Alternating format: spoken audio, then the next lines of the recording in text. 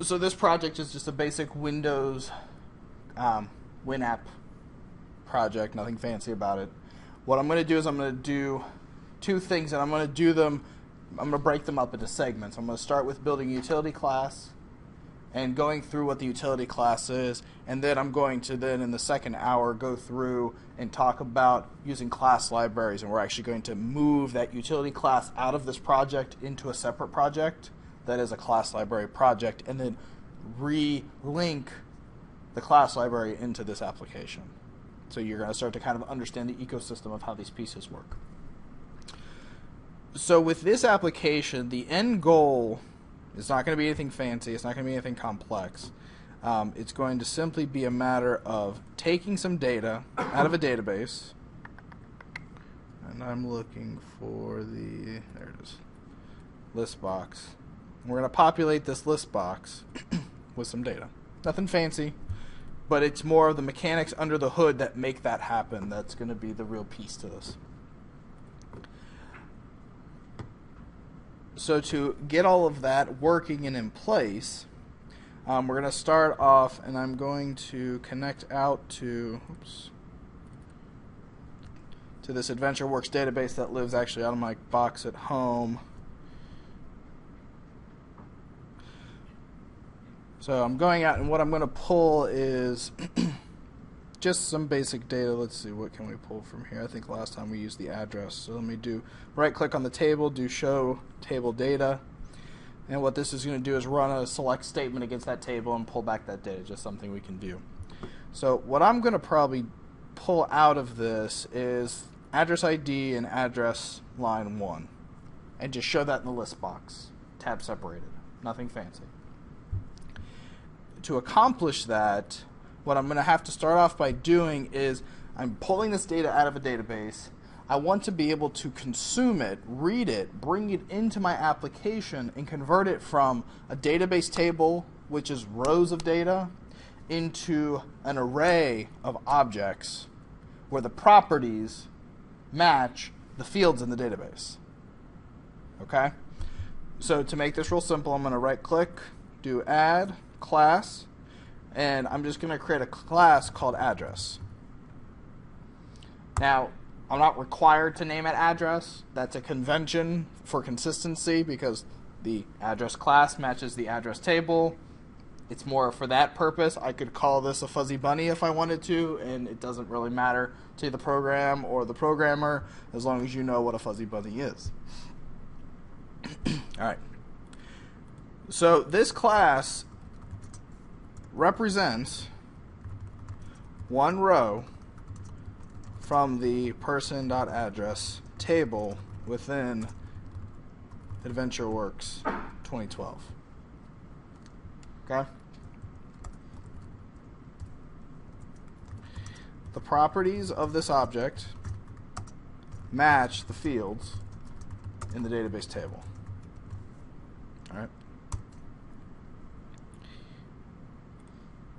So I'm going to mount that, dismount that, and then I can actually come in here and expand this table, and I get all the fields just as a list.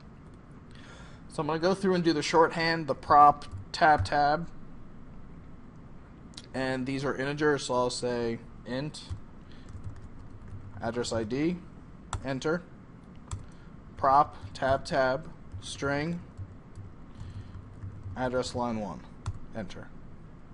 So what I've now done is I've created two properties for this class that match up with the two fields out of the address database, or out of the address table.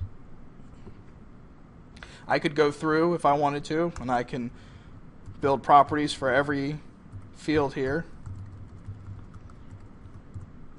I could even go as far as making my own naming conventions for these fields. So address ID seems a little extensive. We're inside of the address class. It's an address object. We don't need to call it an address ID. It's really just the ID. So I'm just going to call it ID. All right.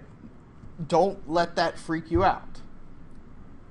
The class and the database table are supposed to represent one another, but they don't have to be directly linked to one another.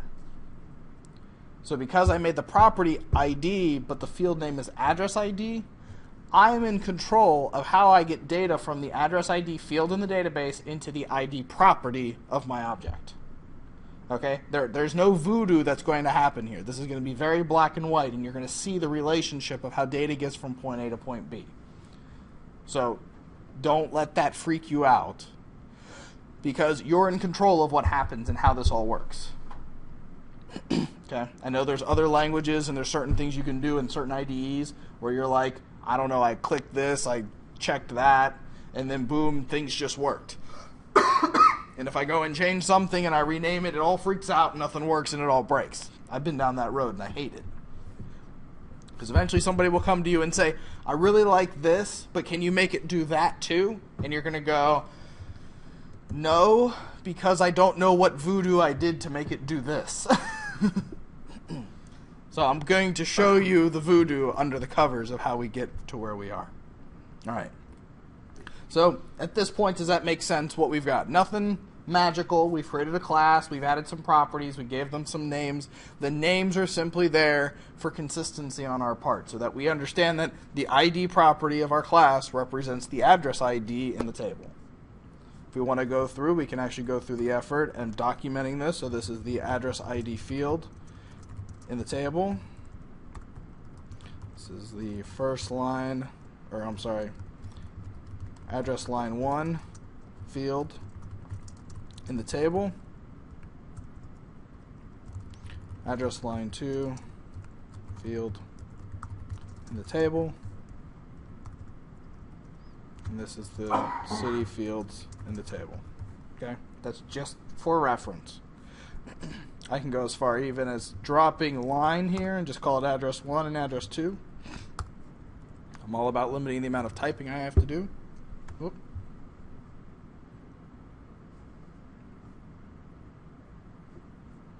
Let's just wait through that for a second.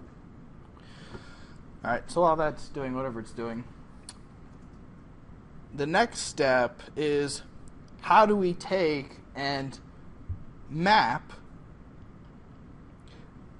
the data from the relational database into our object. So the end goal here is that we're going to have a series of functions, a series of methods that we're going to call, and those methods are going to know how, probably with some help, how to go out and connect to the database, how to query the appropriate table for data, how to then take that data from the table and put it inside of our objects and return us one or more objects.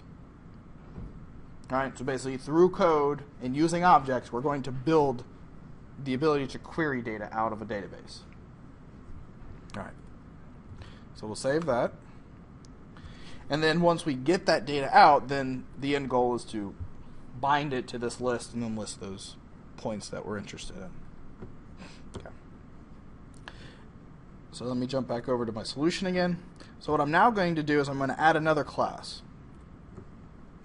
And this class is going to be my utility class. So I'm going to call this AdventureWorks Utility.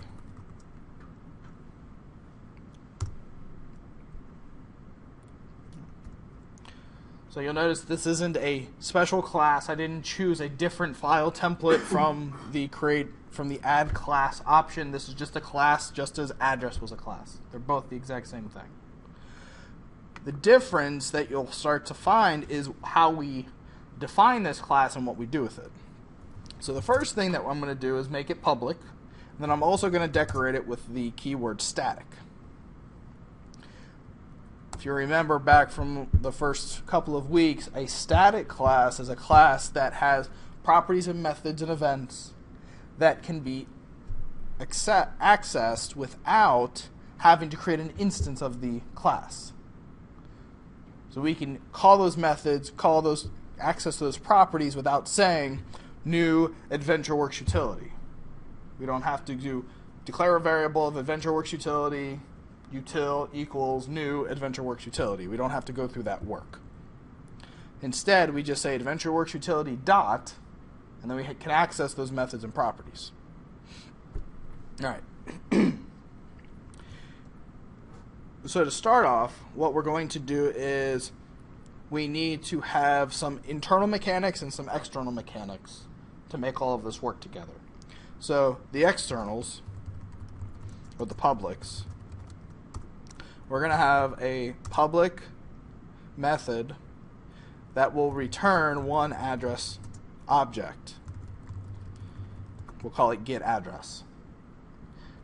To get that address, we're going to have to pass in the address ID.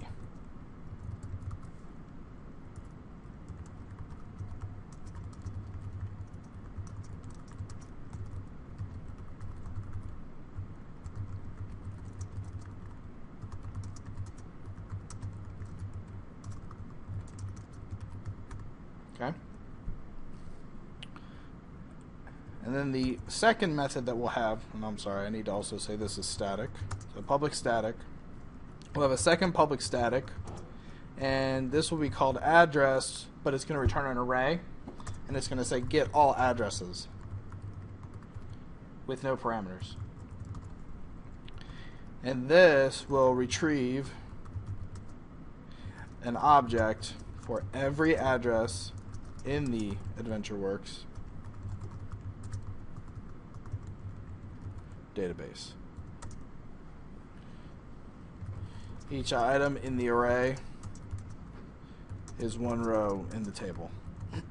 Okay?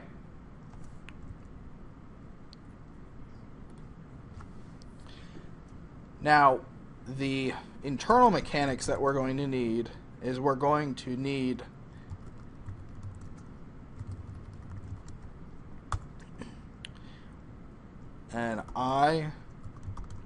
we're going to need elements from the system.data namespace. Specifically, we're going to need the SQL client namespace. Inside of the SQL client namespace, we're going to need a SQL connection object. We'll call it con. We're going to need a SQL command object, call it CMD. Let me scroll that up so you guys can see it. And then system.SQL client .SQL reader. I'm sorry, SQL data reader. Okay. This is for our database connection.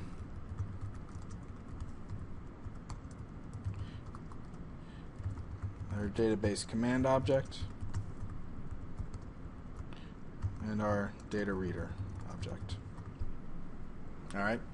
So those are the three objects that we're going to need for this to work. You said those are the three you need anytime you start a connection with the database stuff. To do the basic mechanics of connecting to a database, running a query, and retrieving the data, you need these three objects. We used those last time. Yes. Sure. Yep. All right. Now, with these three objects, that command shortcut doesn't work. I'm going to build some private, and these are also private, by the way.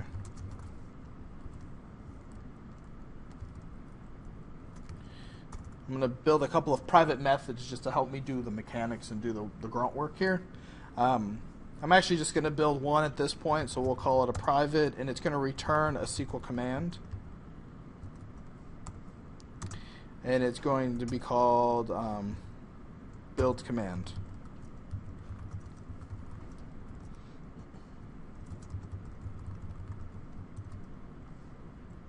I'm going to bring in DB parameter, and you'll see why in a minute.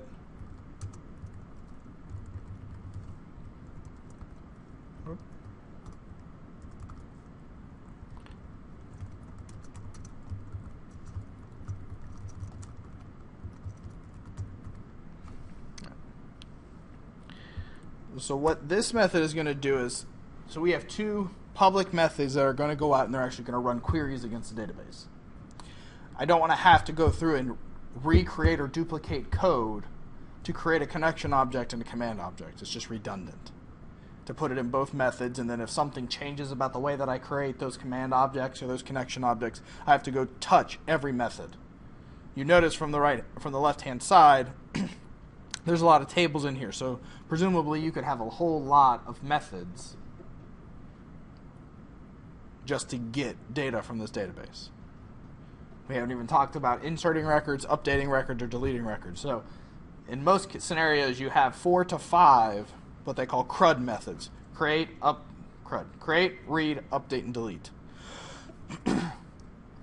So you'll want to minimize the amount of duplication of work you have to do when you're building these utilities, because quite often you're going to end up doing the same work or similar work over and over again in different ways. So find whatever are the common tasks that you're doing, creating a connection to a database, building a command object. I'm going to do that every time. What's going to change is what am I querying and how am I getting it back and then loading it into my address object. So that work, you want to consolidate it as much as possible for your management and maintenance purposes. And my ability to read your code. All right. So steps through this are get connection string, build connection object, create command object, load query into command object, load parameters, if they exist, into command object, return command object. All right. Let me tuck that out of the way for a minute. All right, so the first thing is we have to build this connection string. Now, a connection string is a specialized string that matches the type of database that you're connecting to. So it varies between an Oracle database, MySQL, SQL Server, PostgreSQL, SQL CE, Access, FileMaker Pro. They all have different connection strings that they use. The connection string is specific to the driver that is used to connect to the database, the server, the database itself. My recommendation is if you are trying to look for connection strings, I would recommend just going to connectionstrings.com. You can go out and search for the right documentation for those connection strings. There's plenty of documentation on connecting to SQL Server and what all of the possible connection string parameters are, but there's a whole lot more parameters that you can put into a connection string than what you'll probably ever need or use.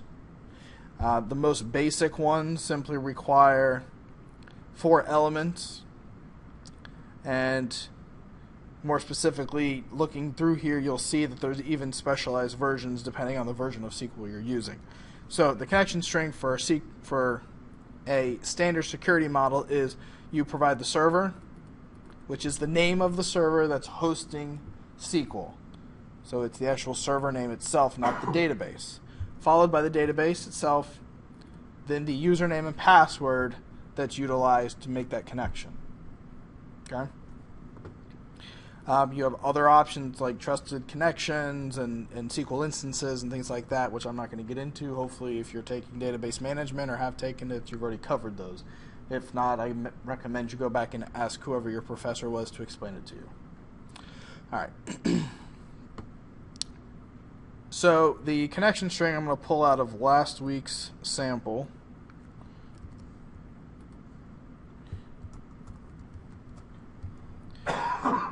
So this is connecting to my server, which is running SQL Server, and connecting to the AdventureWorks database.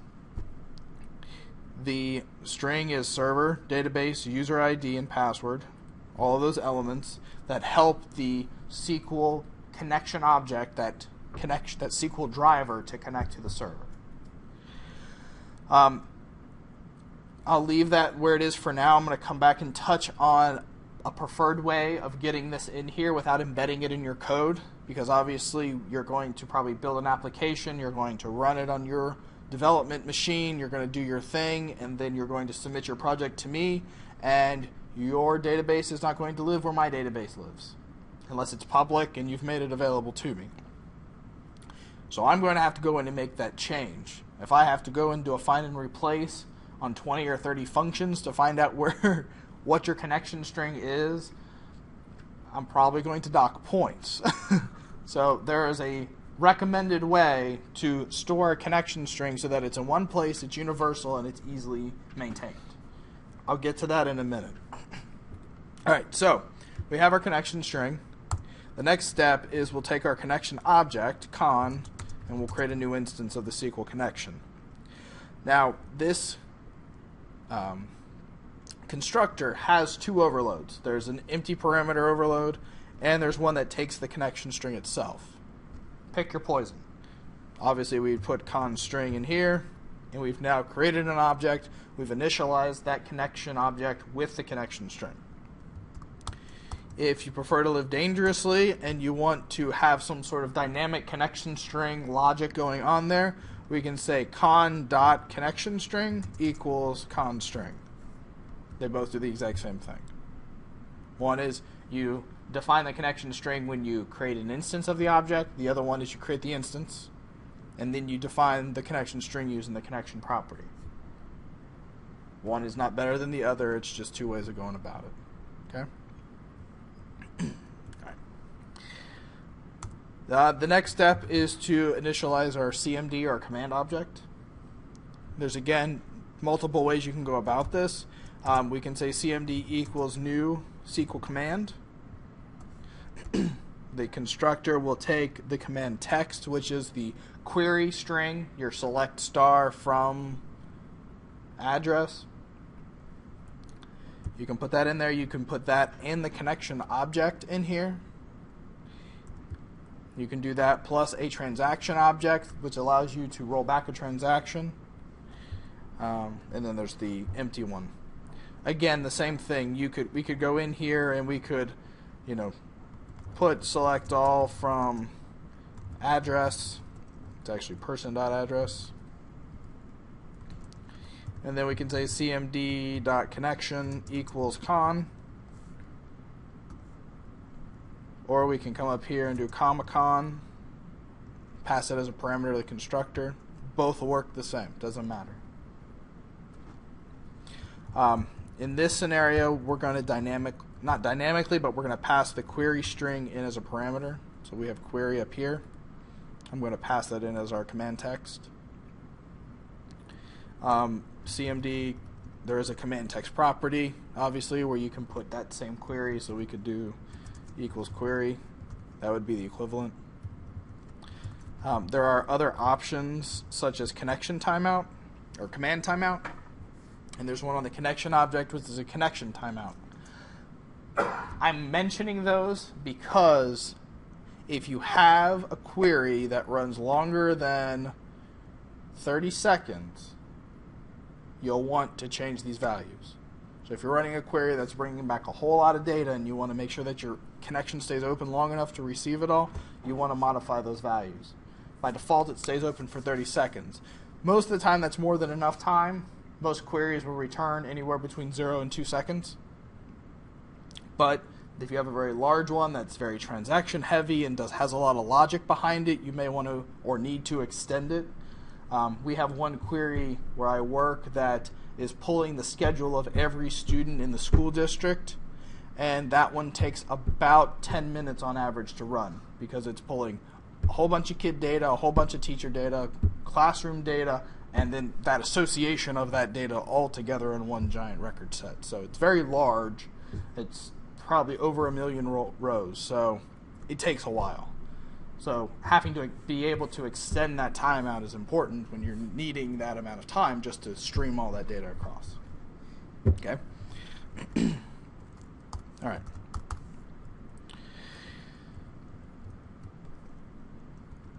So to keep with my comments, what I'm going to do is I'm going to do this. Okay. I'm actually going to make one more adjustment. I'm going to make these SQL parameters just because it'll be easier. We don't have to worry about the casting. So if this query is, for example, select all from person.address where address ID equals address ID.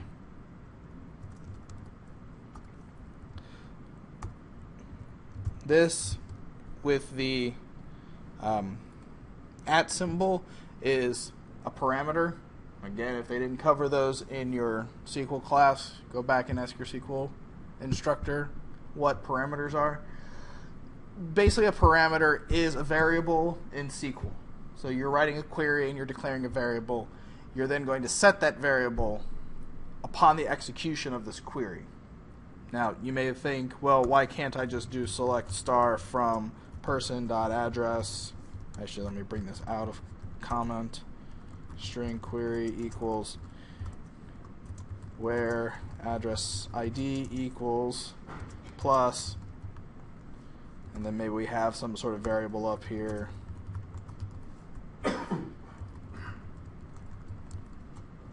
Why can't we just do that, right? Okay. In the lecture last week, I went through and talked about it and actually gave you an example, but the short answer is if we were taking this in as a string instead of an integer, there's no guarantee that address ID is a number.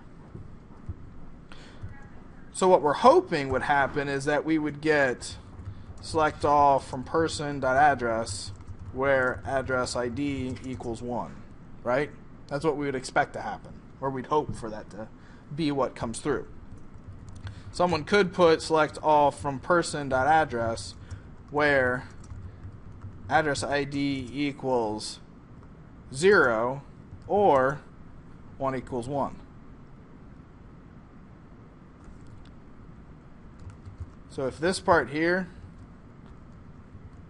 was our string that was in address ID, we've now circumvented the logic of what's supposed to happen in that SQL statement, and we've overridden it to say whatever or 1 equals 1. And you're kind of like, okay, what's the big deal? Well, let's say that I change this to be the users table, and I said password. Suddenly, I've now circumvented the authentication process where it says user ID equals Smith and password equals this or 1 equals 1. So the username and the password are now completely irrelevant.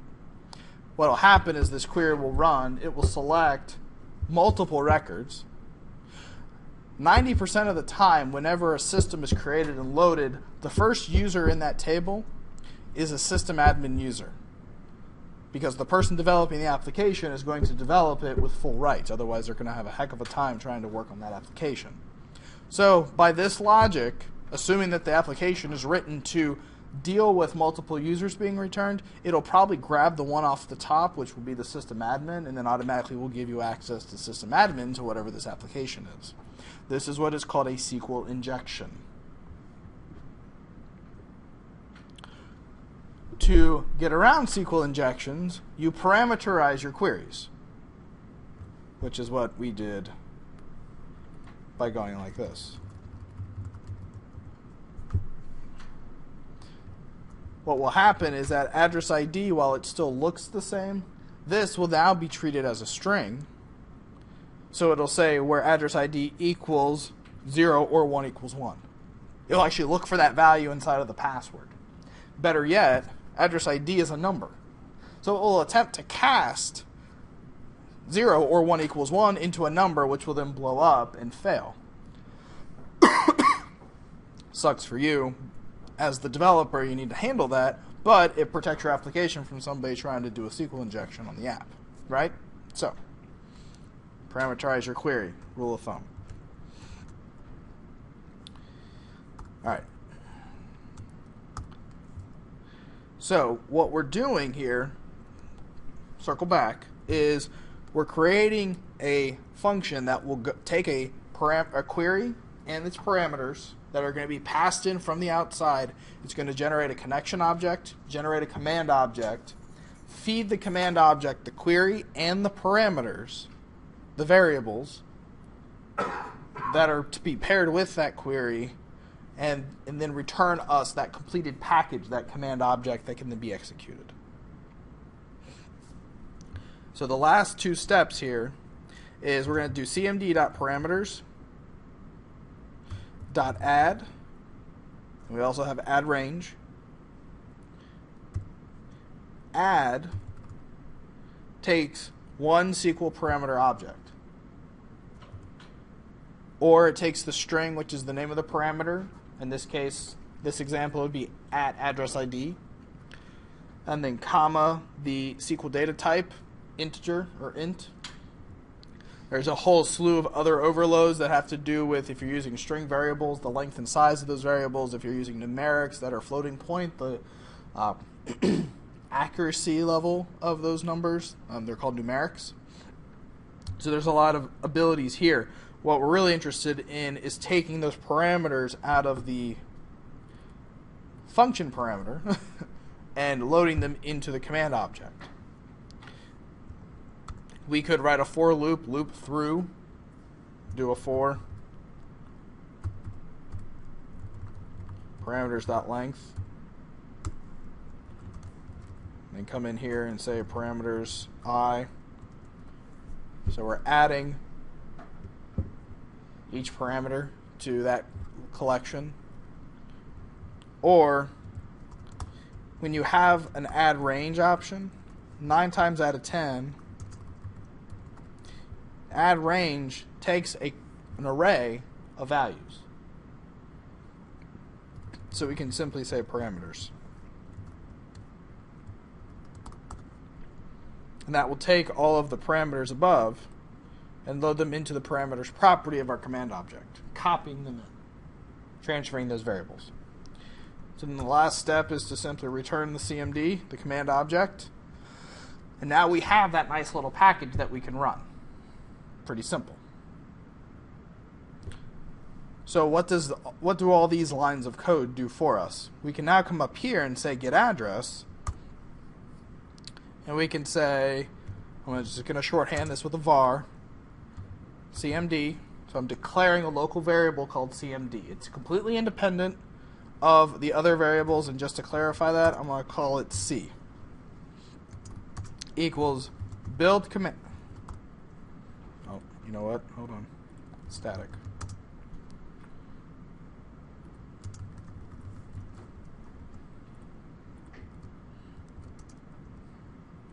Now you may be thinking he's been really anal about putting the static in front of everything. Static is a scope type, just as much as it is an accessibility option. If you have a method that is static, it cannot see methods or properties that are also not static. They live on two different planes, basically. You know, the static stuff, which is up here, it floats at the top, doesn't need an instance variable in order to be accessible, and then you have the instance options that are lower. So if you have things that are static, you need to make sure that everything you're declaring or defining is also static. All right, so we'll say build command, and then in here we can say select all from person.address where address ID equals address ID, comma, new SQL param, or I'm sorry, new, I'm going to do this shorthand notation to declare an array. And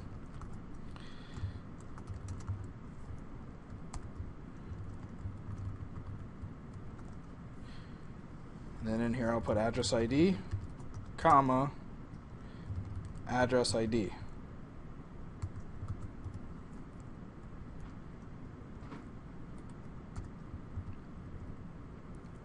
Okay, so let me kind of go through that real quick and line up all the pieces for you. Build command. That's the method we just created down below. This is the query string that we're going to run. Select star from person.address. The address table is in the person schema within the database, where address ID equals the address ID parameter. All right, pretty straightforward. The shorthand notation, new bracket, curly bracket. This is a shorthand notation for creating a dynamic array based on the contents, based on the data type of the objects within the curly brackets. So let's back up real quick and we'll jump ahead. So if I go in and I declare a variable like this, I can say param equals new SQL parameter array of 10. Assuming that I only have 10 or fewer parameters, I'm in good shape. No big deal. I then have to go through and say param 0 equals new SQL parameter, and then I go through the same jargon.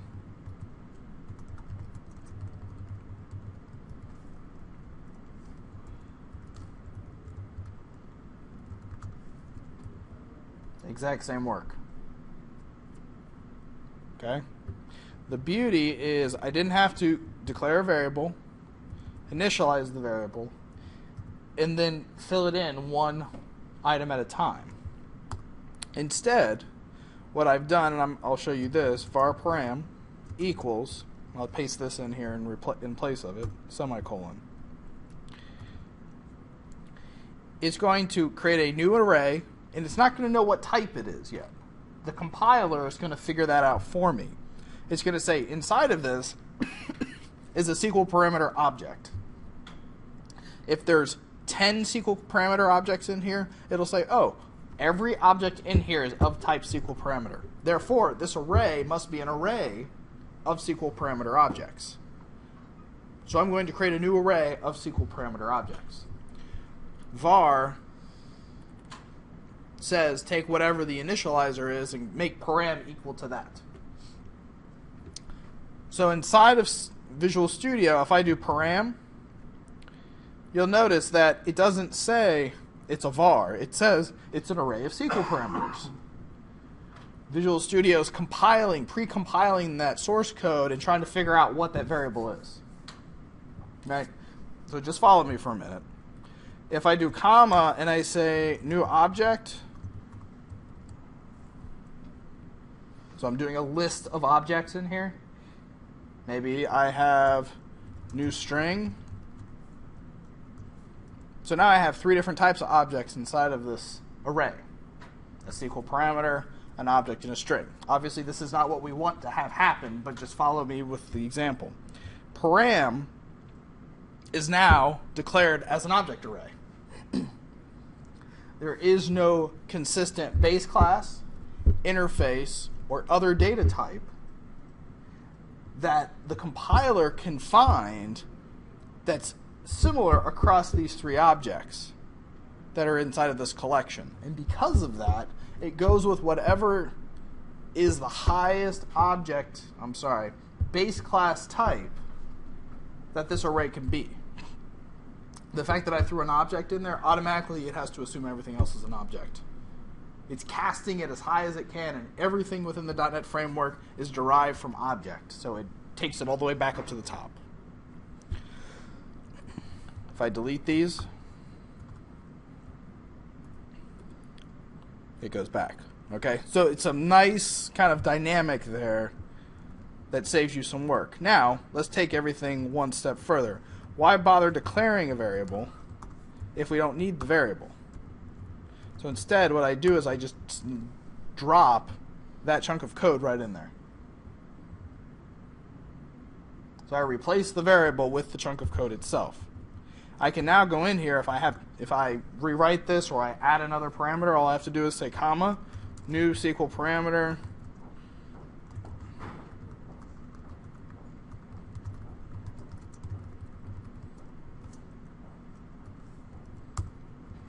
and now I have another parameter, and it just goes and continues perpetuating that way.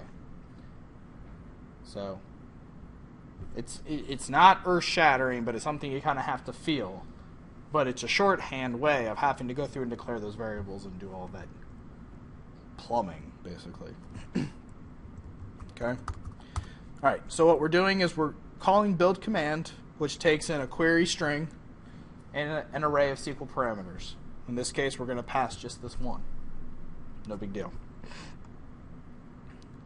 So now that we have our command object, C, we can say we want to extract that data that's coming from that command object. And how do we do that? We use our reader to do that.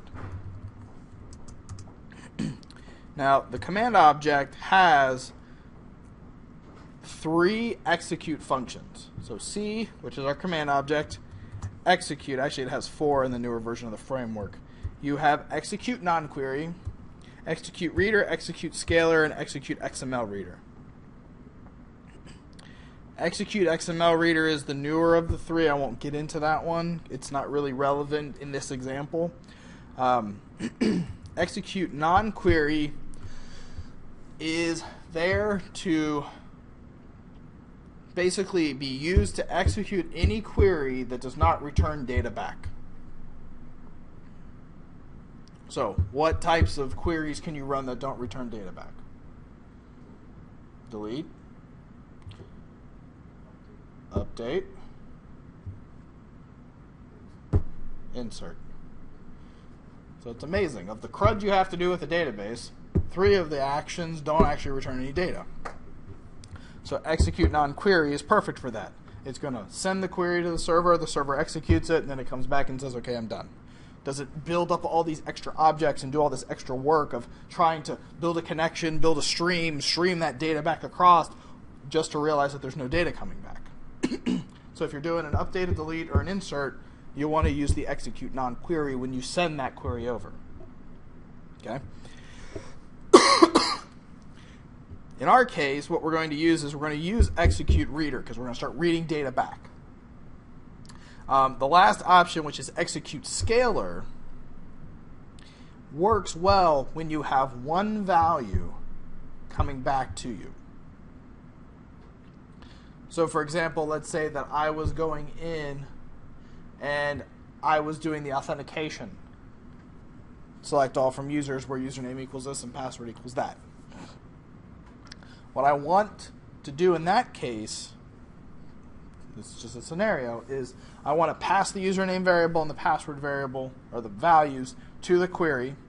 And I want the query to return null if they're not valid, or I want it to return the user ID for that user that it matched. Obviously, you may want more data than that, but let's just go through this and say, I want the user ID back. So I don't need to build an entire data reader with a whole stream of data and all this stuff. All I need is for it to return one value. Execute scalar will execute your query just as if it was using a reader. But instead of building that reader, it just takes whatever value comes back off that select statement and gives you that value back in an object. And then you can cast it as a string or an int or whatever you need to cast it as. So it's a lot more lightweight. But it's only good for one value being returned.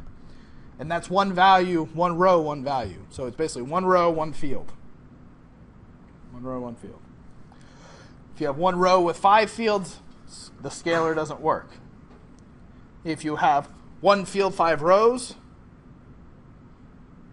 you get the first row's one field back. And that's all you get. You don't get all 5 rows, you just get the top value. So the reader is the best for looping through rows and pulling that data back. So we're going to call execute reader. It has a null or an empty parameter, or it's overloaded to have a command behavior. The command behavior is actually a very neat little piece. And what it allows you to do is it allows you to give certain signals to the data reader. The one that I use most often is close connection. And the data reader object has its own close method. And if you went back and recall using the stream reader and reading data from a file, the stream reader has a close method and the stream itself has a close method. With the stream reader, when you call close, it automatically closes the stream itself. When you use the close connection option, it will close not only the reader that's attached to that stream of data, but it will actually close the connection as well. Otherwise, you have to manually go in and close the SQL connection independently. So that's one I recommend. If your logic allows it, set that by default, and then you don't have to worry about closing 2 connections. Default is pretty straightforward. It's just basic functionality. Key info has to do with primary column keys, getting that data back. Schema only returns not the actual data, but it returns to you the columns, the schema, the table definition, and then sequential access, single result, and single row has to do with the type of data you're getting back or how you access it. They're there for performance purposes, depending on the task you're doing. I've not dealt with the last two specifically, but they're there for a reason. They have purpose, and they can increase your performance greatly if you use them correctly. So something to kind of keep in the back of your mind as you're going through your app. It doesn't hurt to, choose one of these, put your mouse in there or your cursor in there, hit F1, go out to MSDN and read about it. See if it actually meets your need. So there's each one there. All right. So in this case, I'm going to do the close connection. So what's now happened is we've defined a connection string. We defined a connection string. We've created a connection object, populated it with that connection string. Said, here's the connection I want to make. We've created a command object which has the SQL query that we want to run. We've bound that command object with its parameters to that connection.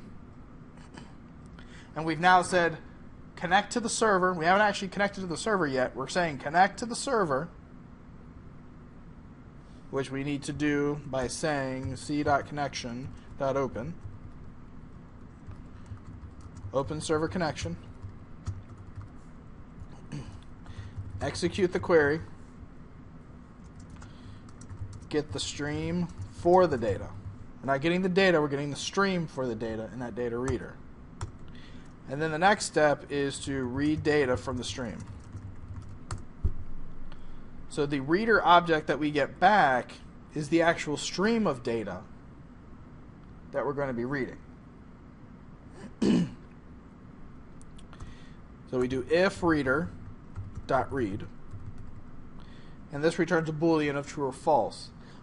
The reader starts at the record above the first row, and by calling read, it will either return true to tell you that it's now enumerated or stepped to the first record, or it'll return false telling you there's no records. The best case scenario, we only have one record coming back, so we'll use an if statement. You could also wrap this in a while loop, and you can say while reading, which every time you call read, it then goes to the next record, next record, next record, until you get to the bottom where it'll then return false and say there's no more records in the data reader. We'll use that in the code below. So if the reader can read, we need to create an address object, populate the address object, close the reader.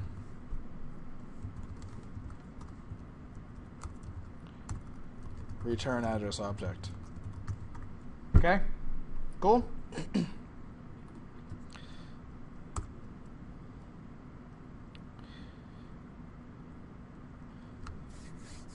Where do I need to declare my address object?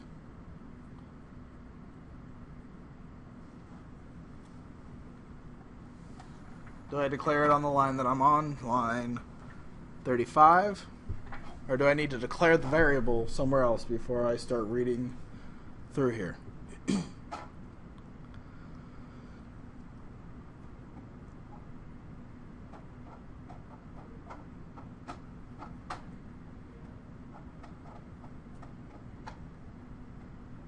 you only created in there because, wait, did you say only returning one record?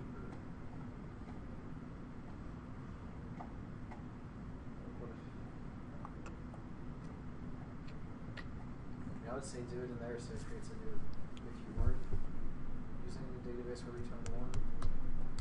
Never mind, that sounds stupid. Did you have to do it before? Yes. Why? Because you'll recreate it every time you have statement run. Yes. Your logic is relevant when we get down below. But your idea is there. So if I declare address in here, correct. The scope, yes. So the moment I hit this curly bracket, boom, address disappears. So I never get to the point of being able to return it. Now, what I have to do is I have to declare the variable. I have to carve out that memory space. I don't have to put anything in it, but I have to carve out that space before I enter those curly brackets. Otherwise, once I step out of the curly brackets, that memory space is then sent back to the garbage collection and it disappears and it's no good to me anymore. So by simply just carving out that space, defining that variable, not setting it, just defining it, I now can access it once I get out of the if statement.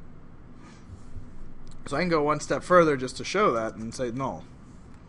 So I'm defining a memory space, I'm just not setting it to anything. So then we can just say ADDR equals new address.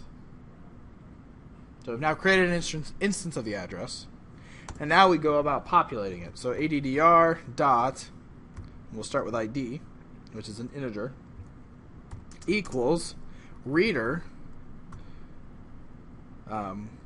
left, not angle bracket, but square bracket. And this is kind of like an address accessor, the square bracket. It actually has two overloads. It can either take an integer, which is the column position within the row. So if I come back into Server Explorer, it's saying, so 0 is address ID, 1 is address line 1, 2 is address line 2, 3 is city, 4 is state province ID, and so forth. So you can grab it by its position within the row, which column you want to pull data from. The alternative way of doing it is by name. I prefer name. That way I always know that I'm matching apples with apples and oranges with oranges, instead of somebody goes in and changes my database schema and adds a new column in the middle of it somewhere and everything gets shifted down. I don't care what happens to the table or the fields in the table as long as they stay the same name. So we'll say address ID. Okay? Now it's yelling at me because the error it's saying is cannot implicitly convert type object to int. An explicit conversion exists. And then I always find this cute. Are you missing a cast? Question mark. It's giving you a hint. You're missing a cast. So, address.id. The ID property is an integer. Reader, if I back out this bracket and put it back again, whoops, is going to return an object. Now, when you think about encapsulation, the idea is that there's something inside of this variable. I mean, we could come out here and just for demonstration, object ADR ID. So I now have an ADDR ID object, variable object, and inside of it is something. It's a value. The only way I can get to that value is to actually take ADDR ID and cast it as an integer. And then poof, everything works. Alright, does that those two lines of code make sense to you? What's happening there? No? Okay. This reader is returning an object, not a string.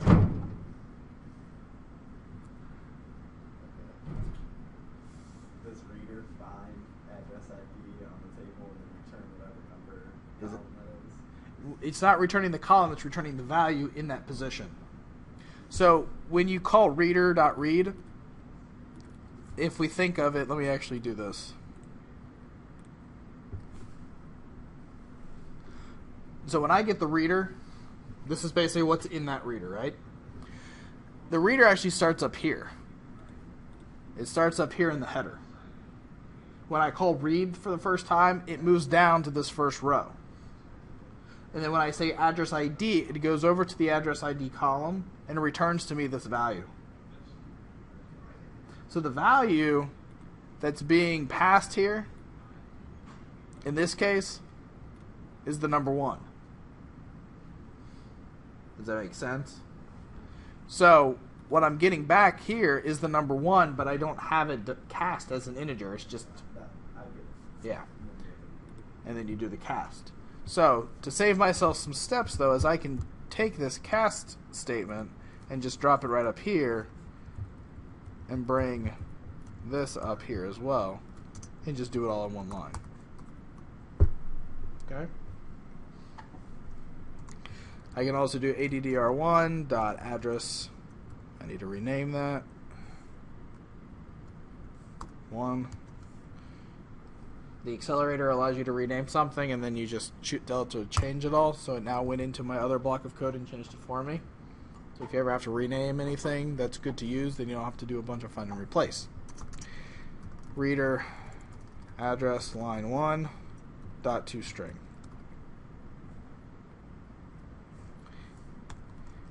ADR address 2 equals reader address line 2 toString. Okay.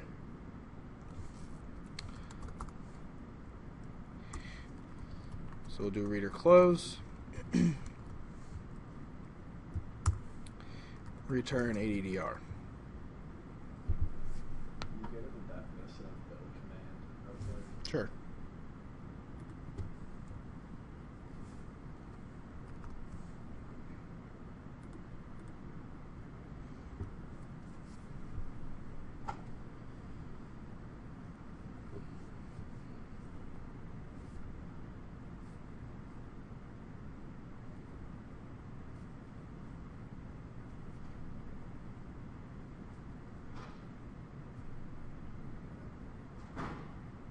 You good? Okay.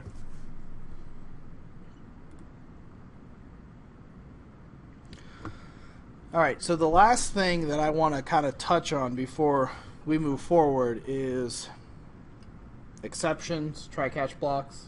Hopefully everybody knows what an exception is. Everybody knows what a try-catch block does, catches exceptions.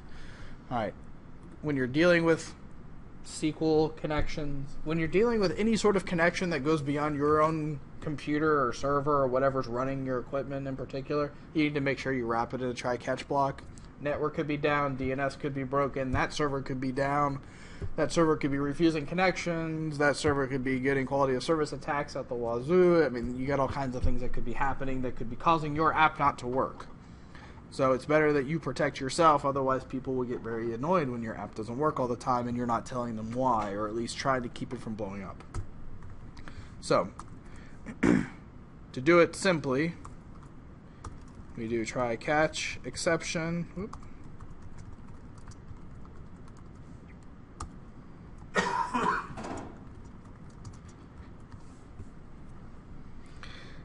Alright, now with Java is one of those languages that you have to explicitly say in the method definition what exceptions you're planning on catching before you get into the code.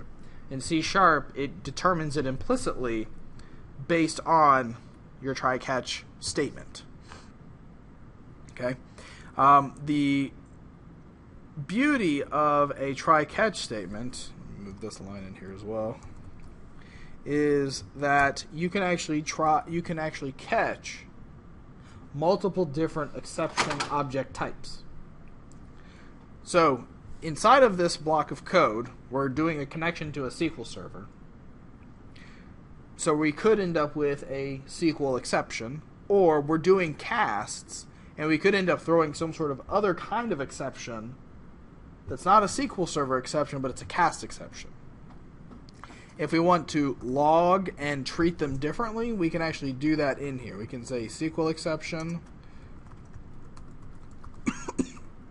do this,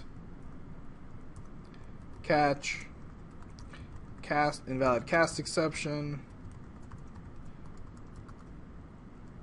do this, and this is kind of the else, if you want to think of it that way.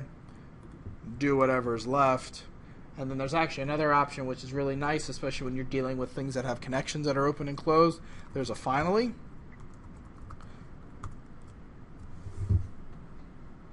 Alright, so here's the inherent beauty of the try-catch finally structure. This code runs. Assuming everything's kosher, this code runs and then it exits and it goes on its way. If the code runs and an exception occurs, the runtime will actually evaluate the exception object type what is the class that it is, and it will try to put it into one of these buckets, going from the most specific, bubbling it up to the most generic. So if it's a SQL exception or some sort of a derivative, an inherited type of SQL exception, it will get stopped here and it will do this.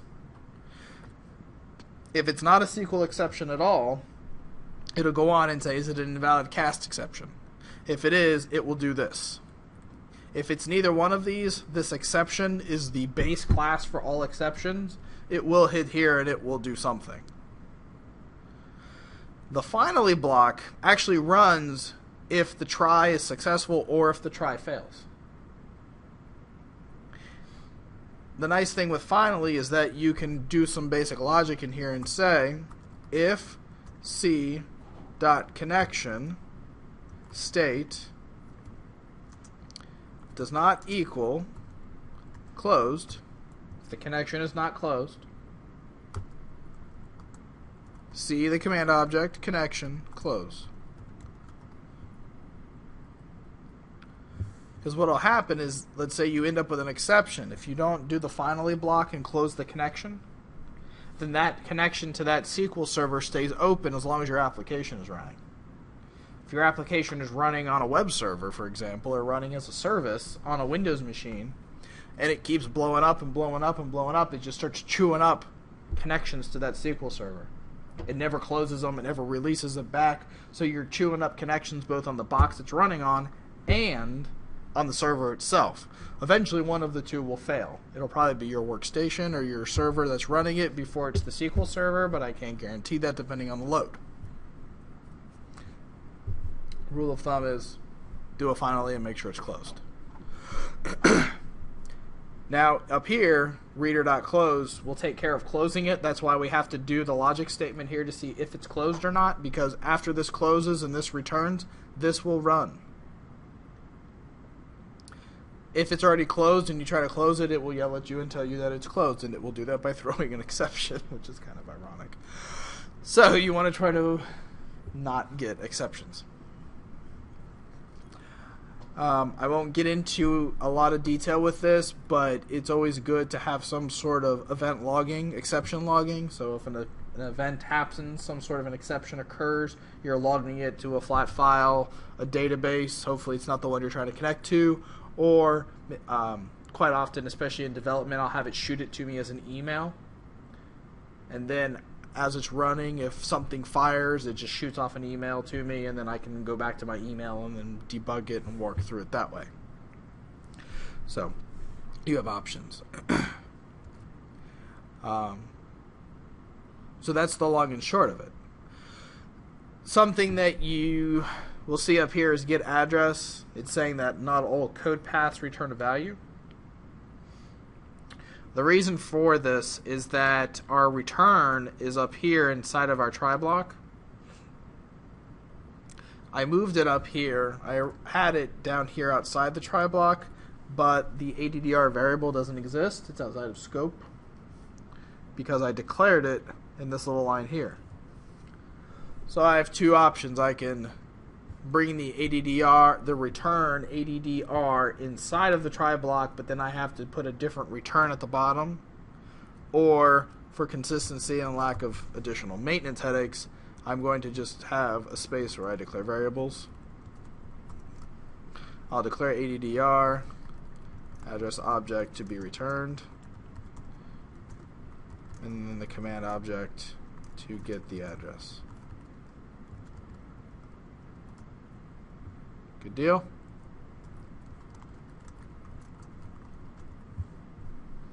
That's where I'll execute my query.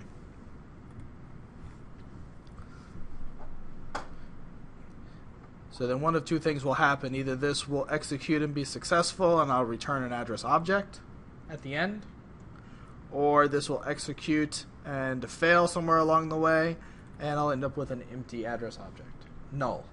Returning a null object. What? If it gets caught, can you make it just leave and not return anything? It has to return something based on the function definition. So it either has to return null or an instance.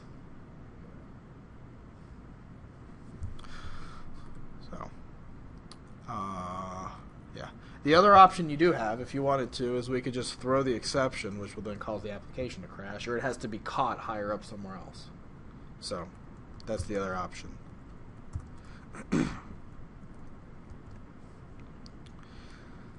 All right, so what I'm going to do, just for time and ease, I'm going to copy this block of code, and you'll notice, since I'm copying this and pasting it, there's a lot more duplication of work that's going on here, so there's ways that we could simplify this further, but it's for demonstration, so I'm kind of I want you to see this, basically.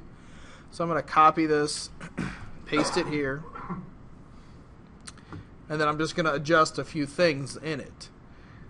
So we'll start at the top and work our way down. Our select statement no longer has a where clause. We're selecting every address in the database. So we don't need the where clause in our select statement. Since we don't have a where clause, we also don't need parameters. I'm then going to pass null. Okay? This may end up giving us a headache later, but we'll adjust our logic accordingly. Okay. We're going to open a connection, execute our reader just the same. Now we're not going to read if there's a record, we're going to read while there's a record, because we're hopefully going to receive more than one record. Since we have the while statement, we're now going to capture an array of address objects.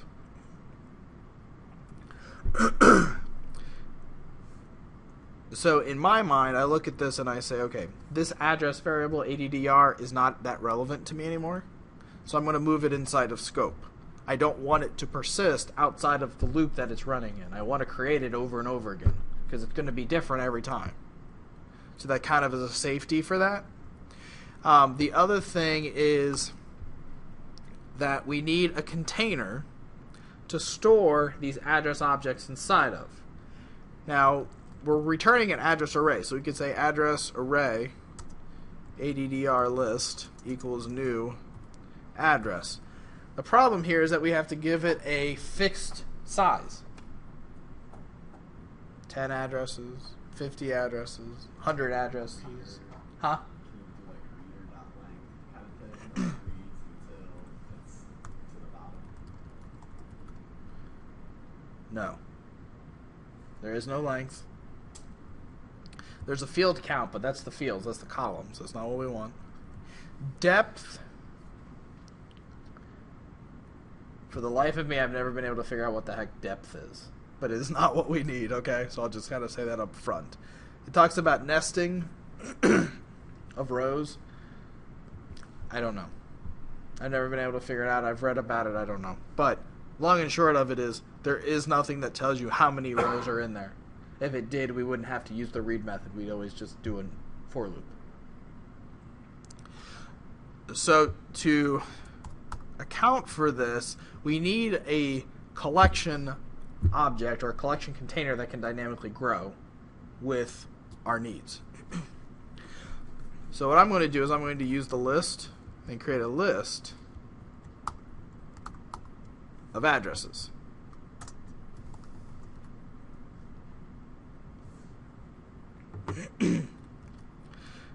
So we'll start out by creating a local address variable.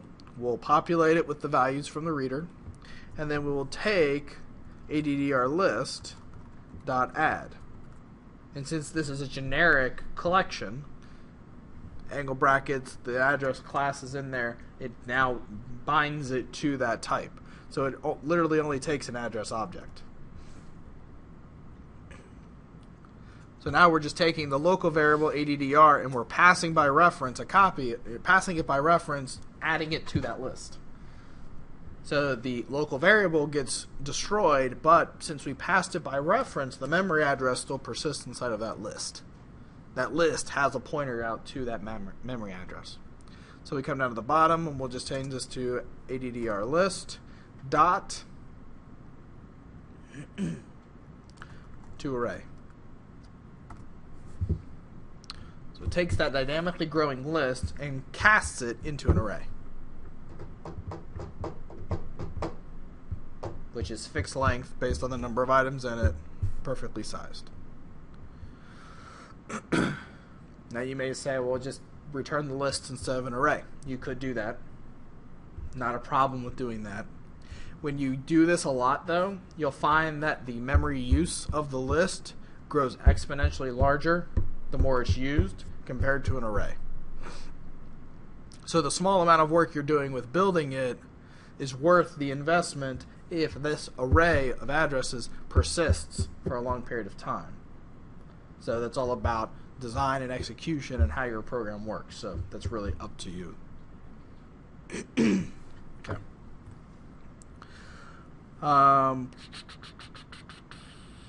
Yeah. So we now have two methods inside of our utility class. We have getAddress and getAllAddresses. Do a quick compile, make sure everything compiles. I'm going to jump out to my form, and I'm now going to use my AdventureWorks utility. I'm going to attach it to the form load, so I'm going to double click on my form. Creates a form load event handler. Now we have our listbox1.dataSource, and that's what we need to set equal to our array of addresses. So to do that, I'm going to create address array. I'm going to give it a different name just so you can see that it's a different variable name, but it's the same data. And then we're going to say AdventureWorks utility. There's our utility class. Dot get all addresses. So this method call is going to go through and do all the work that we just created in one line. We'll then say listbox1.dataSource equals my addresses. So these two lines of code, with the help of that utility class, do all the work that we need to do. So, assuming that everything connects and works properly, I'll hit F5. Okay, and that was what I was concerned about. So, what's happened is that it went to take our parameters. So if I come all the way up here and say all, I'm passing in for my parameter list null. Let me jump back there. This is saying value cannot be null. Parameters cannot be null. I cannot call this method addRange passing in null. The addRange method is throwing an exception saying argument null exception. How do I get around that?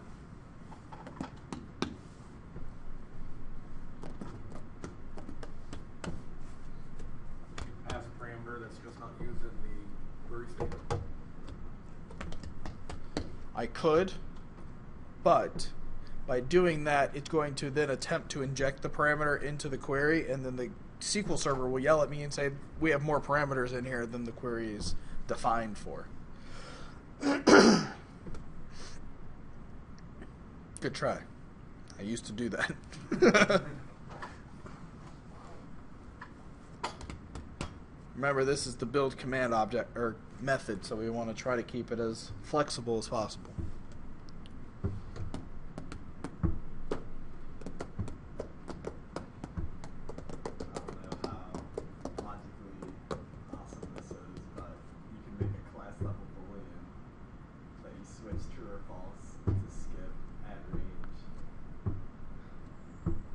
You're close. You have the right, your intention and your logic is right. Your approach is over the top. I figured it was.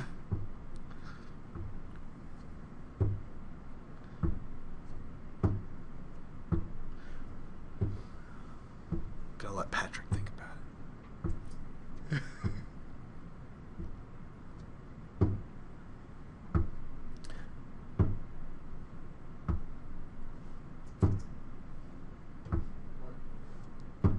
You just use some kind of if statement or all. Come on. Yes. If Pretty much put it right there if they exist. So if the parameters. wait, give it to me. What if? You just if commands off parameters dot is or something under there that has. So if something happens, do this line of code, right? There's your hint.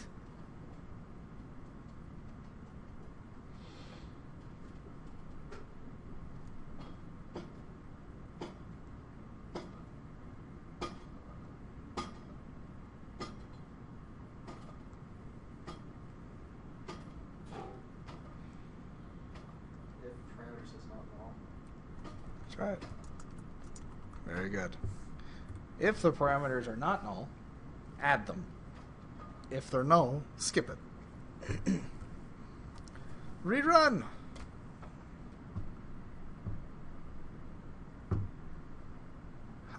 All right. So I now have a list box full of address objects. You're looking at me like, what are you talking about? You have a list box full of week 10 app.address. Every one of those lines of text in there represents one of the objects. What's happening is it's taking the array and it's outputting it one item at a time, calling the toString method. ToString, if not overloaded, simply returns the namespace in class name as the string. So it did exactly what I told it to do because I didn't tell it what to do. So to fix that, we'll close. We'll go all the way back to address, Spotify. And I will come down to the bottom. Could do it at the top, doesn't really matter, but I'm going to then say override space. And it's going to give me a list of all the methods that I can override. ToString is the one I want to override in this case. So what I wanted to do is return not base.toString, which just gives me, which base.toString is the equivalent of saying getType.toString, which is what it gave me, not what I want. Return. Now, I'm going to teach you about string.format for a minute. So what we want to do is we want it to say ID plus address 1. Right? Works perfect. If we want it to be a little fancier, we could start doing things like colons and things like that. But what I find is that you're doing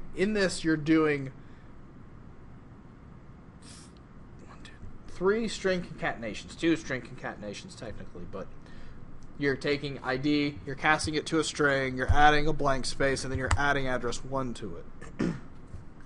You can go about a few things. You could do return string.format.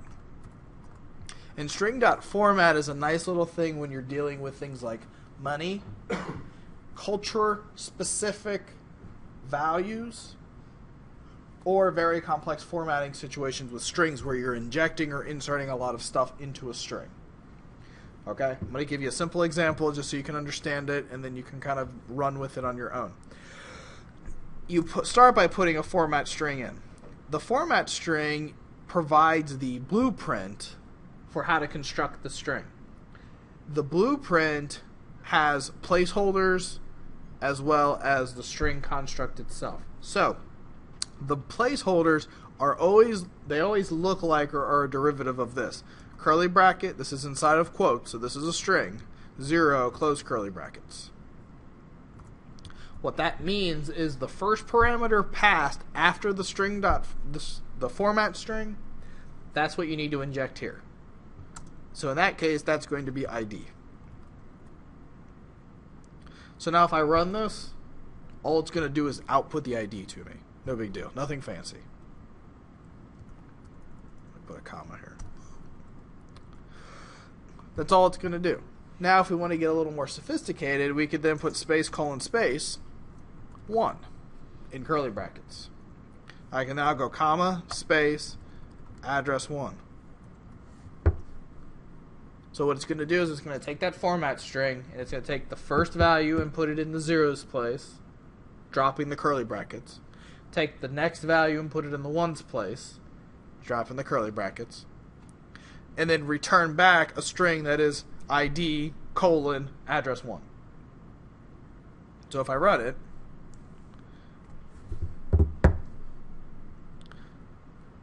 and this delay that you're seeing, what that is all of those records of data coming back.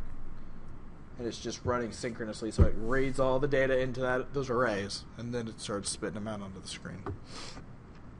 So, there you go. All the way to... Character you want for where you put the colon. Oh, yeah. I could do whatever I wanted. I could put in... it doesn't have to be one character either. I can put happy, fuzzy, bunny, rabbit, 1. Run it. And it's literally doing find and replace on those parameters. See? Now, the trick is the real, I guess I should say the real value is I could say, I could do this, or I could put in here like that. It's still going to do the same work. I've just changed the position of those tokens. So ID still goes in the 0 because it's the first parameter, and then address goes in the first one. Okay. Here's an even more beautiful thing. This is redundant in this example, but I can actually go like this if I want to.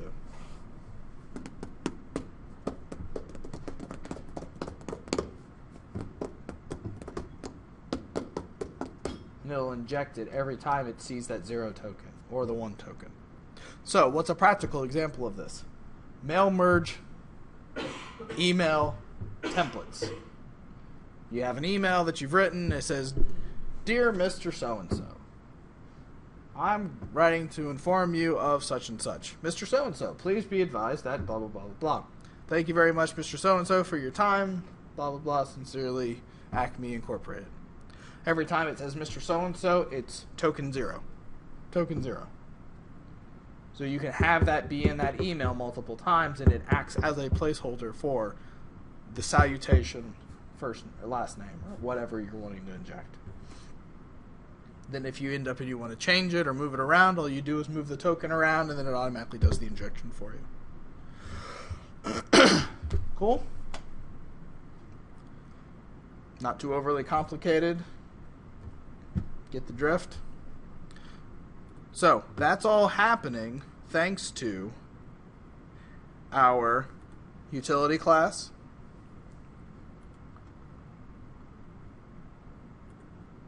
and what I'm kind of terming as our one helper class as well. So that class that actually acts as our instance class, our address object, and then you have the utility class itself. So the utility class utilizes that instance class of address, or that object. So they're kind of bundled together in that sense. But from the form's perspective, all I need is 2 lines of code to make this whole thing work. This form, and this is where you start talking about the idea of encapsulation. The form knows absolutely nothing about a SQL connection.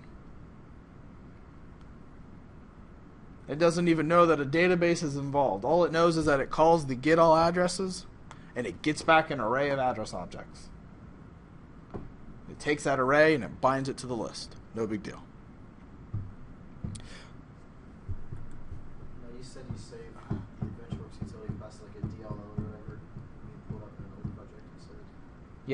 Yes, we can move it into a DLL and make it independent of this WinForms project. All right, so that'll be our next step.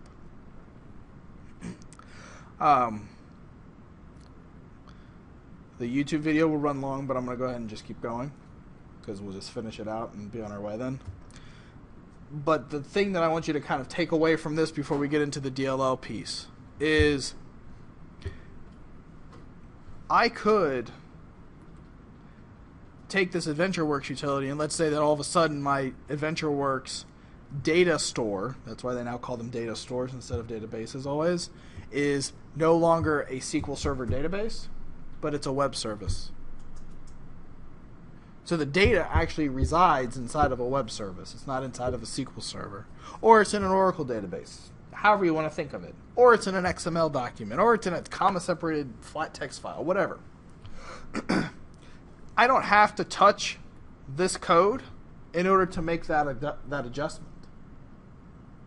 All I have to do is go in and edit the AdventureWorks utility, keeping the same methods, which they're very generic.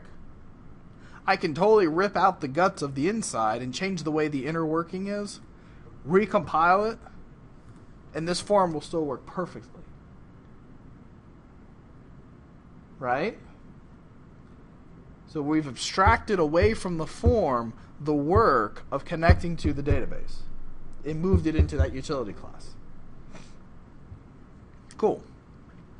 So now the trick is, now that we've abstracted it that far, why don't we take it a step further and abstract it so that it's completely outside of the project, so that if we have another application that connects to the exact same AdventureWorks database, all we have to do to get the mechanics in there is take that DLL file and reference it. Alright? So, to do that, we go to our Solution Explorer.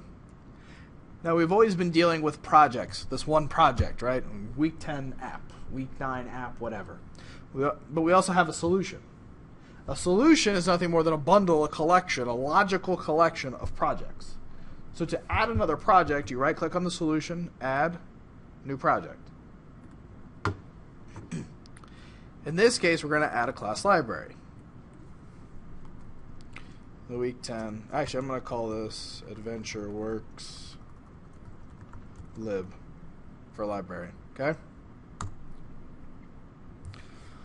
So Visual Studios will go ahead and create a new project for me. It will try to be a big helper and create class1.css or CS, which is there to kind of be my blueprint, my starting point. 90% of the time I just delete it. But it gives me a starting point nonetheless. So what I'm going to do is I'm going to open up my week 10 app project. I'm going to literally grab these two files because AdventureWorks utility is dependent, requires the address class to be there, right? Because inside of it, it literally references address. So if I just move AdventureWorks utility into this library, suddenly, well, it made a copy. I then delete this.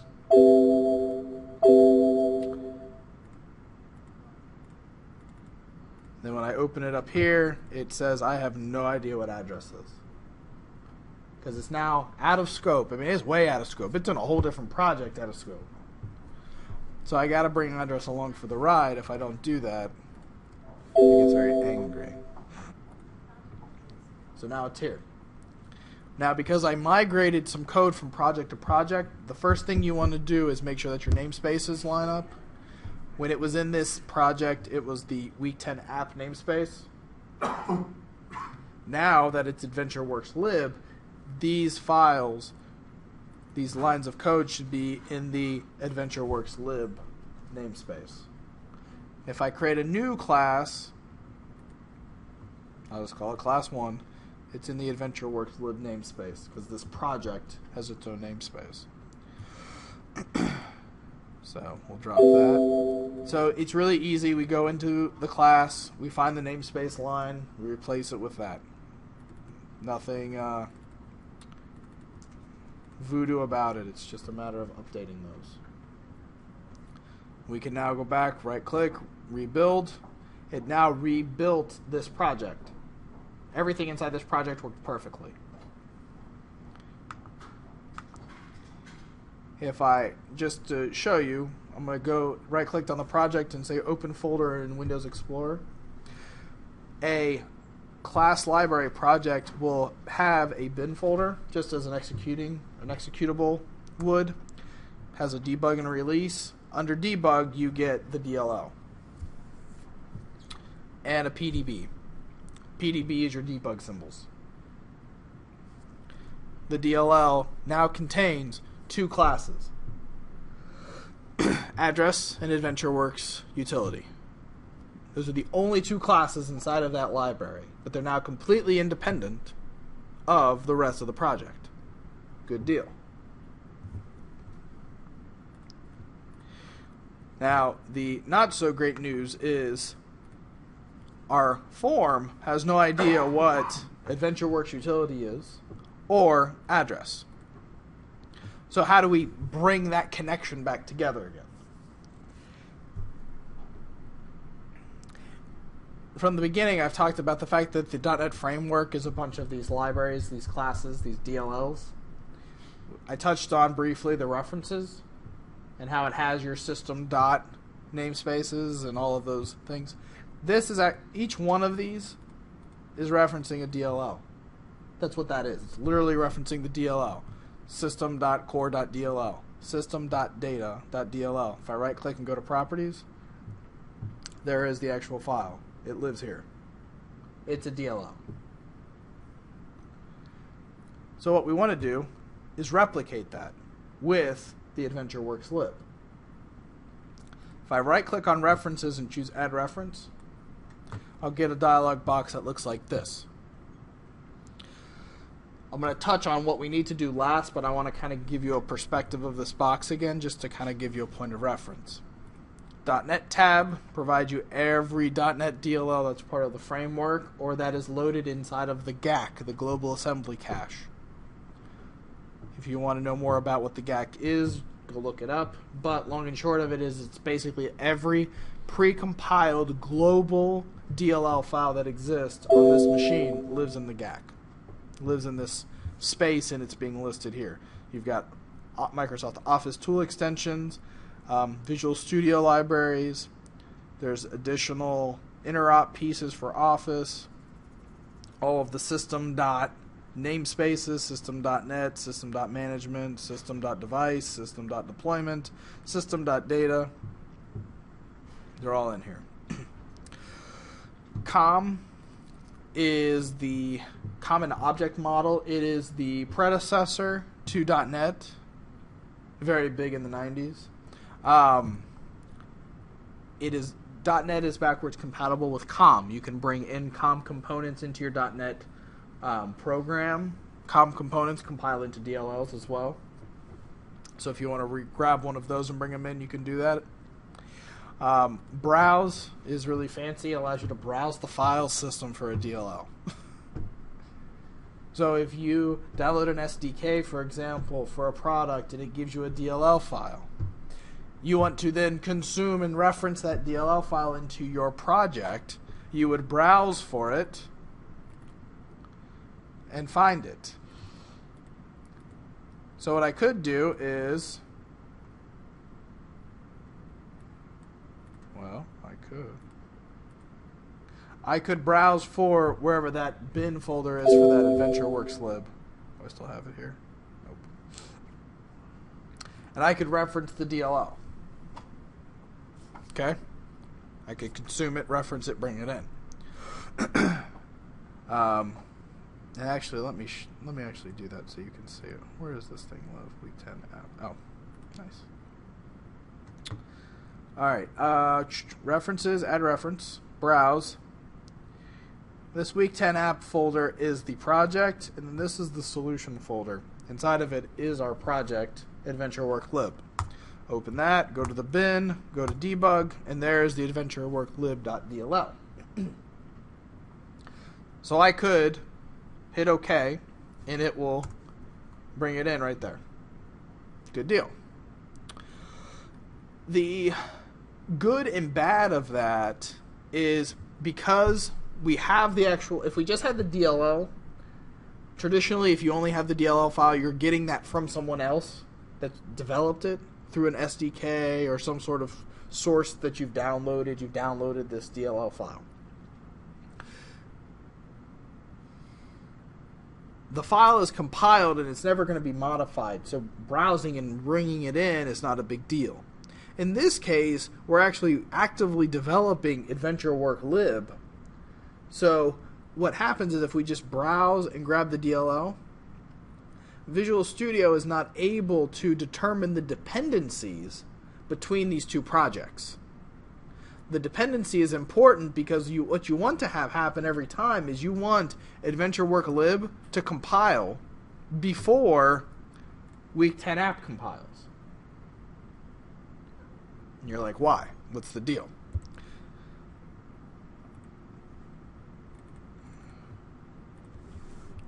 This is the bin folder for the Week 10 app. Okay? When I compile Week 10 app,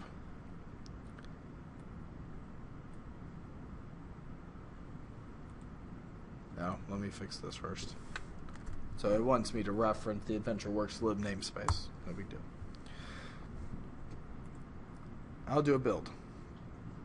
When I build, Visual Studio will actually grab that AdventureWorks lib DLL and bring it into the bin folder of my executable, my app. Because it's a near dependency. It's a local reference. So instead of it being in the GAC, it actually does a local copy of the DLL. Now, if I go into this AdventureWorks utility and I make a change, and I don't rebuild here manually before I build here, I'll never actually pull in the new version of AdventureWorks lib. If I come up here to build and build solution, I can't guarantee what order it's going to build them in. It may build them in alphabetical order, or it may build them in the order they were added to the project, or it may just randomly pick an order every time, or it could even try to compile them in parallel where it does them both at the same time and whoever gets done first wins. So instead of doing that, if we add it as a reference and we choose the projects tab, it shows up all the other projects in the solution. By adding the project, it looks the same here, but if we right click on here and we say, where's it at?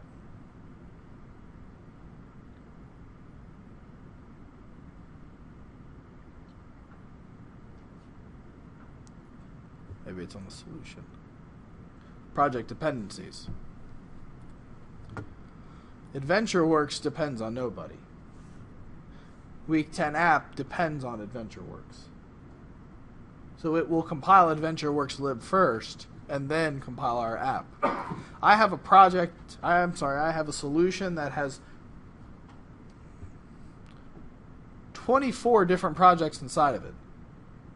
So this gets to be quite lengthy, but there's tiers and scaffolding that go on inside of that application that makes it very important that it does the correct build order. If it doesn't build in the correct order, I miss components or pieces don't line up, and then when it runs, I either get their .NET ASP.NET app, so I get yellow screens of death, or I get all kinds of weird funkiness going on. So it's important to make sure that your build order is correct. Alright, so build order is good. We recompile.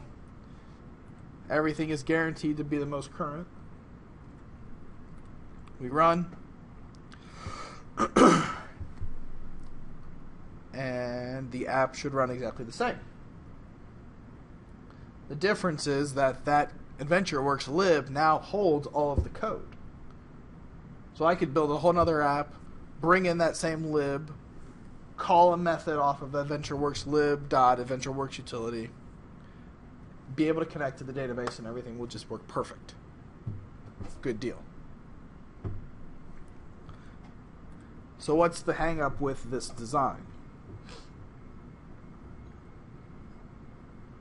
Anybody?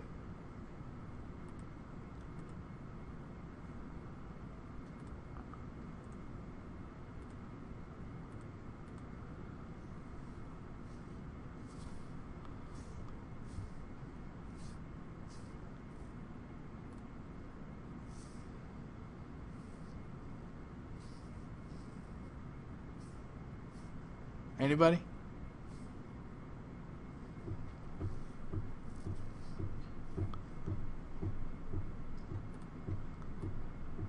Anybody? It's giving away your user ID and password for your server. Not exactly, but it's close. It does have to do with those. It's more the inverse is the problem.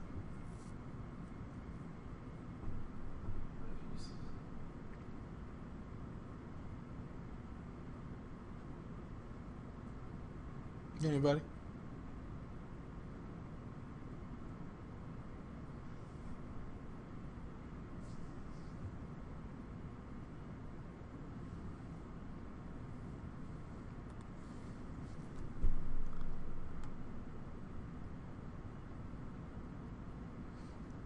I'll just sit here and stare at you guys like you're doing to me.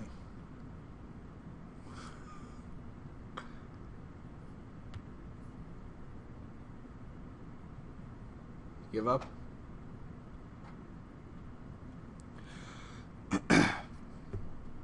This is a compiled piece of code. The credentials are compiled into the DLL file. This project will work perfectly as long as my computer never shuts off or I ever move the database somewhere else. If I ever have to change a password or move this server to a different name, this DLL becomes completely worthless and the application won't run until the guy that owns the code goes in and changes the connection string inside of this DLL to make it work again. So this goes along with the lines when we submit our project to you, if we have connect to a database. Yes. So it's the inverse of what you said. It's ultra secure because the freaking string's embedded in the application and I can't get access to it at all. And neither can anybody else. So what we need to do is we need this logic, but we need to move the string out of this space. Now we can play 50 questions of what's the best way to do it. You can be as simple as storing it in a text file, and you include the text file in the project, and then you read the text file out of the project, and you do that whole rigmarole. You could do all kinds of different things. What I recommend doing, and what is Microsoft's general recommendation, is you add to your, not your DLL, but the executing application, you add what is called where's it at? Application config file. Okay? So I'm going to add that to Week 10 app. It's nothing more than an XML document that has a predefined schema for it. It means that it has its own tags that already exist. One of the tags is connection strings. I'm going to add a connection string. I'm going to give it a name. ADVENT works. Lib is the name of my string. And then the connection string itself I will put in here.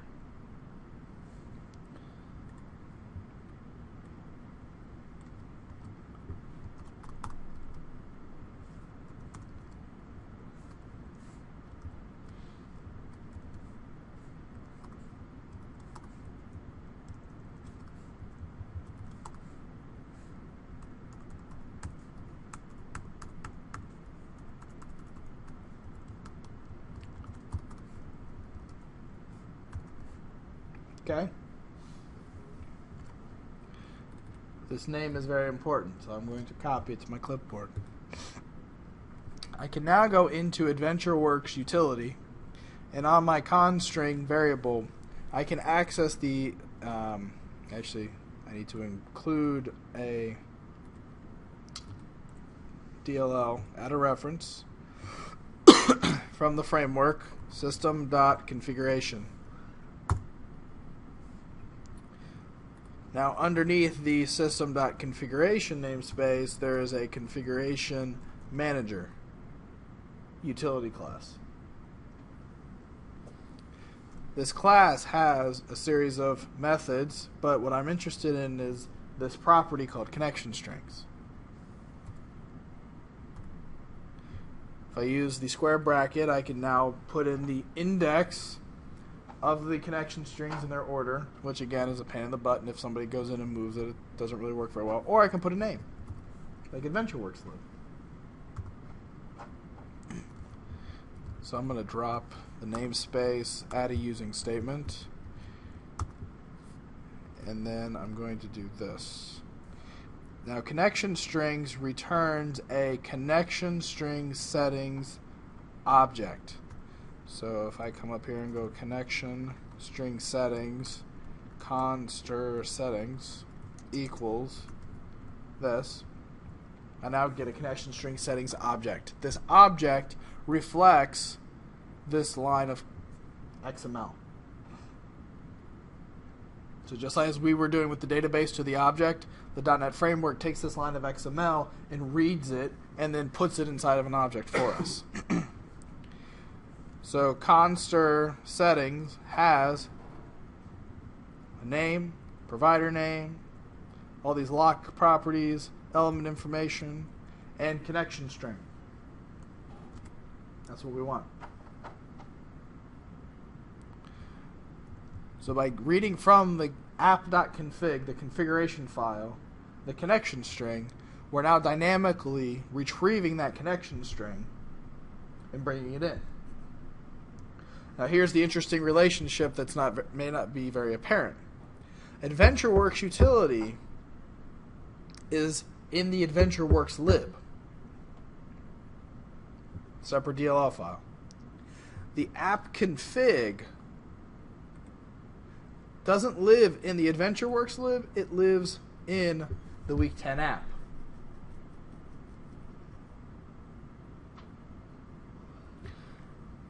Because we're using the configuration option and we're using the standard schema for configuration, we're building a relatively loose relationship between this connection string line of text and the AdventureWorks utility.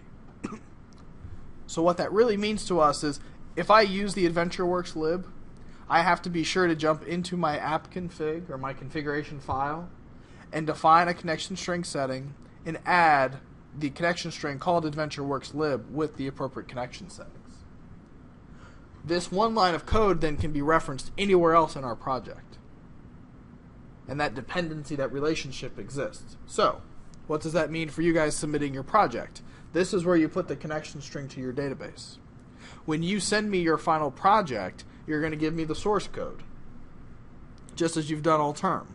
You're also going to give me your database files, your LDF and MDF, or a backup of your SQL Server. I'm then going to take those files, attach them to my local SQL Server, change the connection string to point to my box, and then run your application.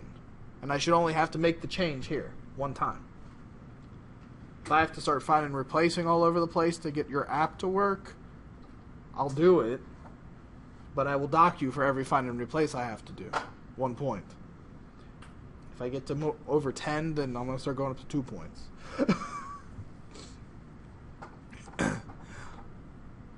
This should be the only place you have to do it. Pretty straightforward. So, if we ended up and we spun up a whole nother app, let's say, and this is just for demonstration purposes now, new project, console app, Week 10 console.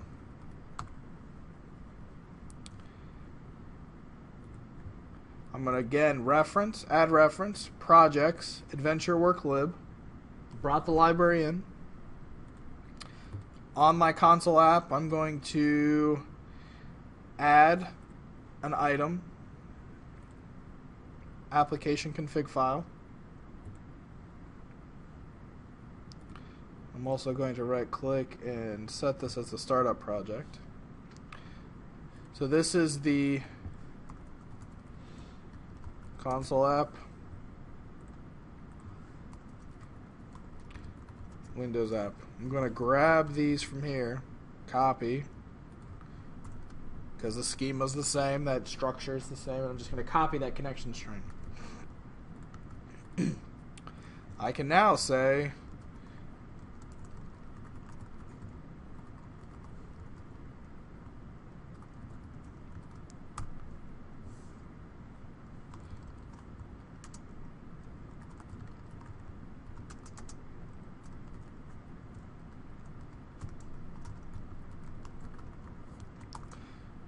and I can do a for loop.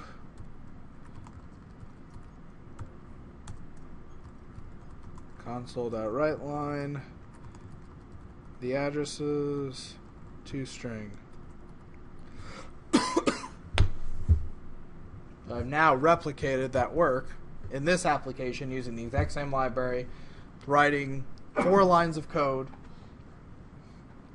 bringing in a DLL and adding, copy and pasting a connection string. I hit F5, it compiles, runs, and it should spit out a whole bunch of slew on the screen, and there you go. So the DLL, the namespace, the project you're working on, have to be in the same solution.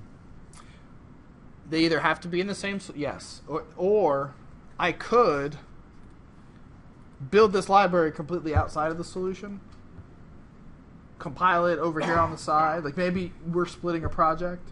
I wrote the AdventureWorks lib. I compile it. I give you the DLL. You then just go into a browse and you browse for that DLL. Okay.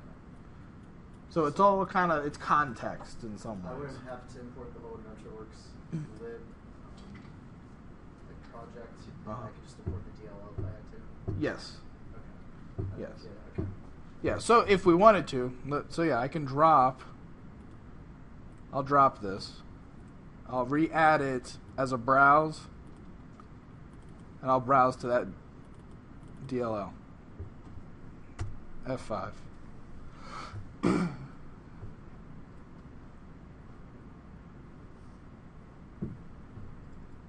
Got it? Now, here's the catch with this. If I come back in here and let's say I don't like the way, don't need that, need that. I don't like the way that this toString is working. It's silly to have the ID and the ID in two places. I'll save it. I'll come back here. I'll build this, and I'll run it. It may or may not happen depending on how Visual Studios treats it. Does it go along the lines of what you said before, where if the developer makes a change and rebuilds it? Okay. Yes. In this case, it worked because I think it does it, well, whichever way it did it, it worked. But if I go in here and say,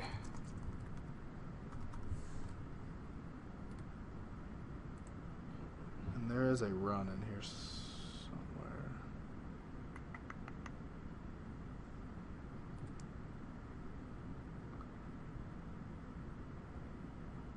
I think if I do start without debugging, that's still built.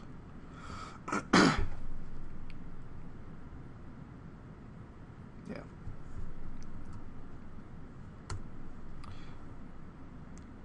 If I were to drop this out, if I were to, yeah, you follow where I'm going. It You wouldn't. said it before, I just... Yeah. So yes, long and short of it. So that's the inherent beauty. Do you guys understand the relationship of having that DLL and how you're able to then make that code flexible, move it around, do different things with it? So that's what the utility class does, is it provides you a mechanism to do work kind of encapsulated. And then the DLL takes that one step further and then takes it out of your application and moves it into its kind of independent space where it can be used multiple times in different places. You know, if you want to think of practical application as my app does X, I have the website that does that task, and I have the mobile app that does that same task. So instead of copying code back and forth, or when I add this new killer feature, having to make sure that I embed and inject and move all of that stuff from website to mobile app, all I do is I write it inside of a DLL, and then I deploy the DLL over here, and I deploy the DLL over there. And if I find a bug in the new killer feature, I update the DLL with the bug fix and deploy it to both, and I'm done. It's not where in my spaghetti code does that live versus where in my spaghetti code does that live. So it saves you copy and paste and searching for code. Yeah. And then if some other sort of platform emerges that's .NET compatible, you can then just turn around and take that DLL and you now have the core of that functionality already there, because it's inside of that DLL. So that's the gist. All right. I'm sure you guys are tired of sitting here.